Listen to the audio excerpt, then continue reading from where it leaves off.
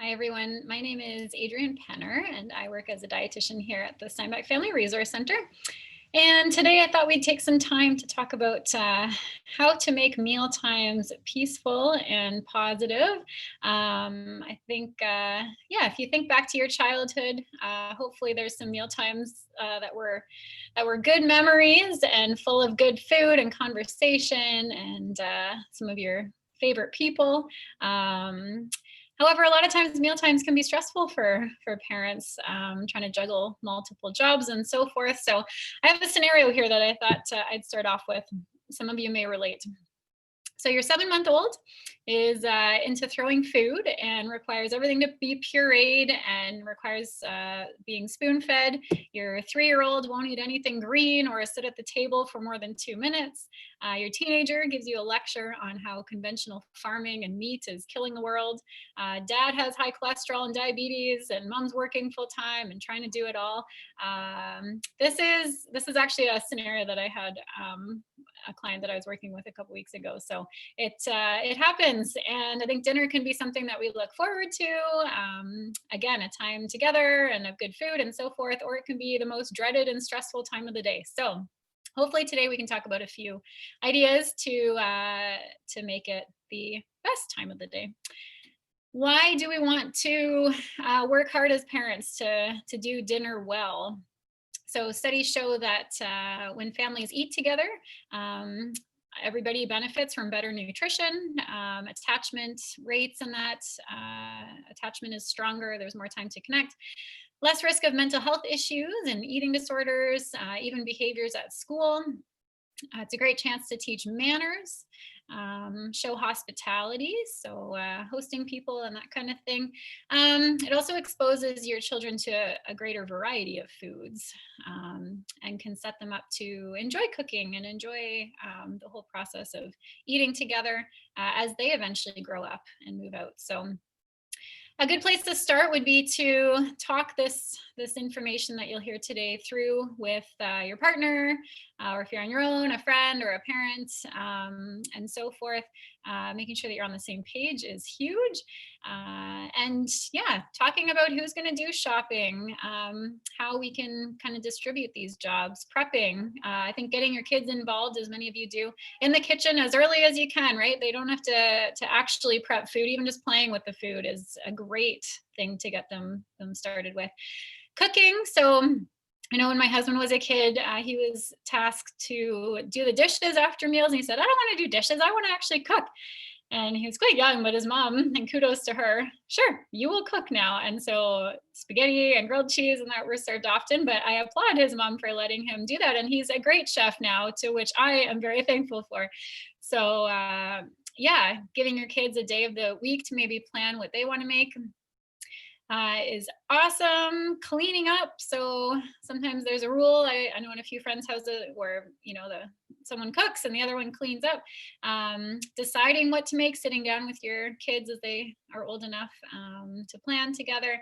And yeah, even planning 1 or 2 times a week that you sit down, if it's non-existent right now, is huge and is great. Every step counts. So meal planning. So I'm going to share my screen here and show you a few ideas that I know have helped me quite a bit. So I have lots of these kinds of resources if anyone would find this helpful. Just lots and lots of ideas, family-friendly ideas, all sorts of stuff. So, and also while this diagram is here, I'll just mention, ideally, you'll have some colorful foods, some fruits or veggies. A lot of times fruits and vegetables share the same nutrients. So even if your kid's not a big vegetable eater, continue to expose them. But if they're getting fruit in, then you can rest assured that they're getting a lot of the same nutrients as veggies.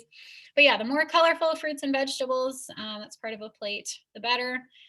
Meats, a quarter, fantastic as well and important. Grains and carbs, also important, ideally more whole grain, brown ones, high fiber, etc. But anyways, so I've got lots of different ideas on kind of meals.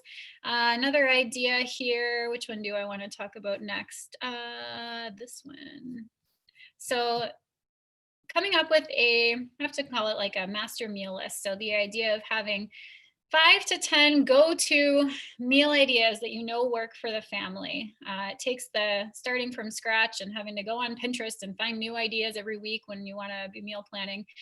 It just makes it a lot more simple if you can have a reference list. So this is a good place to start is just what are some go-to breakfast ideas, lunch ideas, dinners, snacks, and then you can expand it to appetizers, sides, salads, soups, maybe based on the core ingredient there, the kind of meats.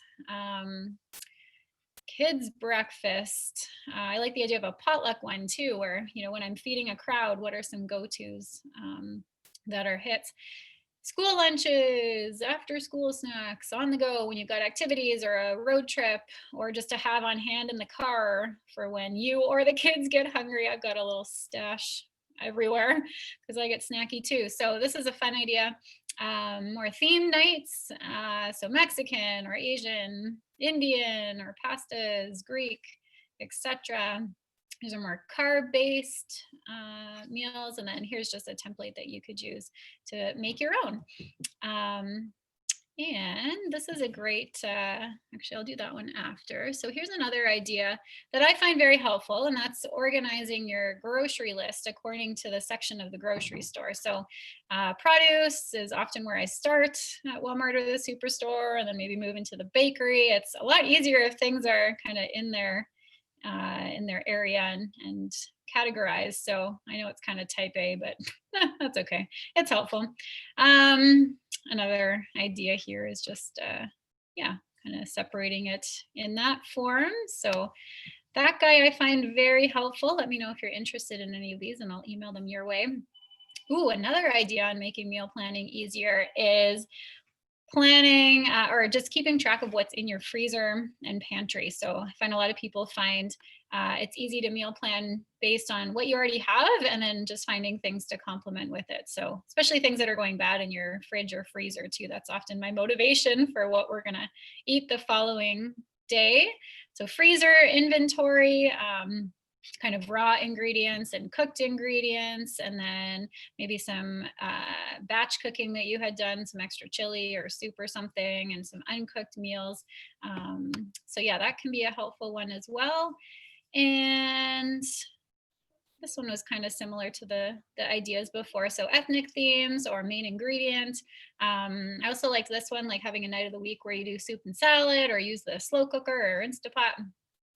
Creative theme nights, these are fun, and maybe for when your kids appreciate this and are a bit older, but sushi night or breakfast for dinner. Yeah, lots of ideas there. Restaurant hack night. We've been doing pizza and a movie night, and that's been a hit. You've maybe heard of meatless Mondays, so doing more maybe a breakfast like eggs and toast, Taco Tuesday, whatever Wednesdays, yeah, stir fry pizza, etc. And just another version of a meal planner there. So lots and lots of ideas and resources. I think it's often just finding the time to do so. This is another good idea, having maybe 3 or 5 kind of backup or core meals. So things that you always have on hand. So maybe spaghetti. You've always got some ground beef in the freezer, some pasta and tomato sauce, and maybe canned mushrooms and tomatoes or something. Chili, you know, you can throw in a bunch of canned ingredients and so forth. So having those on hand for nights that you don't have anything else planned, you can throw that out and save yourself some money rather than eating out perhaps.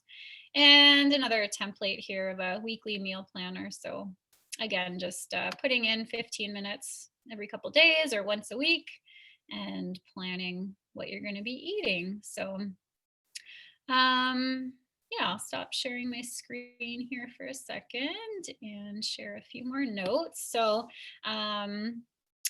setting a schedule. So I've been working on this one personally now that we're all home doing remote learning, and kind of sticking to set snack times and meal times, because otherwise I felt someone was always hungry, and I think kids will always be hungry and wanting to eat if we let them. So kind of picking, you know, okay, we have breakfast at this time, snack times at 10 a.m. And 3 p.m. and then bedtime snack if you do that, depending on what time you have dinner and so forth. So that can be very helpful. Phrase that I like to use is okay, are you sure you're done? Because the kitchen is closed until, 10 o'clock snack time or whatever. And yeah, it's really simplified our days, which is nice. The kitchen's not a mess all the time. Setting dinner table rules. So this is an interesting one too, and something you might want to consider. So whether you allow screens at the table or toys, not recommended, to try and encourage people to be present and to have this family time. It doesn't have to be long either. Suppers can last 10 or 15 minutes. But or longer, but yeah, something is better than nothing. So no bathroom talk, ideally. No, yuck, that's disgusting. I am all for, though, having a spit out bowl or a napkin, or just letting kids leave anything that they don't like on their plate. We don't have to make a big deal if they don't like something. The less pressure at meal times, the more likely they will accept new foods, and be brave and curious with that. So thank the cook. That's a good one. And everybody taking trips to clear the table until the table is cleared. That's another really helpful one, especially as they get older. Yeah, and I think movement breaks too, when kids are really young, if they can't sit at the table until everybody's done, letting them get up and stretch for a bit, or then I think if they're done eating and that they've listened to their fullness cues and are full, then yeah, playing with a toy while they wait for everybody else to be done. I think that's fine. It's nice if everybody can stick around until everybody else is done. There's something else I was going to say about that, but I forget, so it might come back to me. Anyways. Ensuring that your child's well supported. So sometimes when feet are dangling and they're sitting too low or too high, it's really distracting and uncomfortable. And when there's so much going on at a mealtime, especially for young kids, learning how to eat a variety of foods and so forth, there's a lot of sensory input happening. So the more we can ensure that our child is at a good height and sitting comfortably, sometimes having a footstool, as silly as that sounds, but I know if I eat at a restaurant and I'm sitting at a bar stool table, I'm actually quite uncomfortable, and yeah, I'm distracted, and it's just not a very enjoyable experience. So maybe I'm just awkward with that, but that's something. So if that's your kid every meal, it might impact how well they eat. Also, I think previous generations were maybe more about the finish your plate, regardless of whether you're hungry or not. And I have a few ideas on that. I think sometimes that is legit, but at the same time, I think sometimes kids have eaten enough throughout the day that they've met their calorie requirements, and so they're not super hungry at supper time, and that's okay. I think a successful mealtime, the goal around that might be more that we had a happy meal time and we talked and we had fun, and it was a positive thing, rather than everybody finished and liked what was on their plate. So there's a golden rule around feeding kids, and that is that parents decide what is served. So we do the meal shopping or food shopping typically, and plan. With kids' input is obviously more than welcome. We decide where. So we decide if it's at the kitchen table or maybe once a week in front of the TV, or etc. And we decide when. So ideally, again, 3 meals and up to 3 snacks a day. And then kids, once we have put out the food that is being served at that time, they can decide out of that what is served. So we always want to try and serve something that is safe for them, some bread or pasta or something that's part of the meal. Those are common ones that kids enjoy, but just something so that they can fill up. We don't necessarily want to challenge them too much with a plate full of new foods. Also starting with like a teaspoon. Like, it doesn't have to be much food on their plate, of 2 or 3 things, because it can be overwhelming to have too much stuff on their plate and a waste. So starting small and just seeing what they like, and they can always take more of food. So yeah, parents decide what, where, and when, and then kids decide what of how much they want to eat. So if they just want to eat the pasta, that's okay. If they just want to eat the whatever it is, the chicken nuggets or mussels or whatever you're serving, that's fine too. So I find often these roles are reversed, where kids decide what they want to eat, where and when, and parents are left trying to get them to finish their food and eat all of it and bribe them to finish their vegetables is the classic one. So the more we can just decide as a parent what, when, and where, and let them do the rest. Once the food is on the table, we can relax. We don't have to say anything about food, and it often leads to a much more enjoyable mealtime, and you get through that picky stage a lot faster. So with that being said, I'm going to share another resource here. So along the lines of not focusing on food and what they're eating and pressure, instead making this an enjoyable experience. So I don't know, but my kids, and I hear it from clients all the time, they love it when we ask them questions or when they can ask us questions. So here's a bunch of different ideas there. I'm sure you can make some up too, but or make them up down there. But this can be a lot of fun, and I think it helps kids to look forward to mealtime and know that we care about them and that we're interested in their day. Doing like a high and low can sometimes be interesting too, and so forth. So there we go. And what else here? Letting them serve themselves with help, perhaps, but again, just giving them as much control at meal times, keeping in mind those that we still decide when and what and where, can be great, because I think food is often something that can become a game at meal times. And if kids sense any kind of pressure or ulterior motives from us, they will quickly play back, and they're pretty persistent. And so just making it a fun and positive and encouraging time. Something else that I know that's helped me as a parent is in terms of kids accepting new foods, is that it's not necessarily like they like it or they don't like it. There's a whole stage of them accepting new foods. So at first, the first step might be allowing that food in the same room, believe it or not, or on their plate. That can be a big step comfort-wise for kids. Then maybe it's touching the food and playing with it. Encourage your kids to play with their foods actually politely and within reason, but it can be a great way for them to expose their senses to this new thing, talk about it, sometimes without even talking about that they need to eat this food. Just let them play with food. If you just came home from grocery shopping and have some time, just let them take out a mushroom and talk about, what is this thing and what is it? What do you think it would do? Or like, I don't know. Anyway, just helping them process sensory wise what these new foods are. So next step might be playing with it, licking it, smelling it, talking about those senses, maybe taking a bite but spitting it out. Good job, wow, you tried that, you're brave, and so forth. Eventually they'll swallow it, but that's kind of the most progressed stage. So encourage them if they are taking any steps towards accepting a new food. So I find serving deconstructed meals really helpful too. So things like tacos, where you can have maybe 4 to 6 different foods on the table and they can make their own, or pizzas or omelets.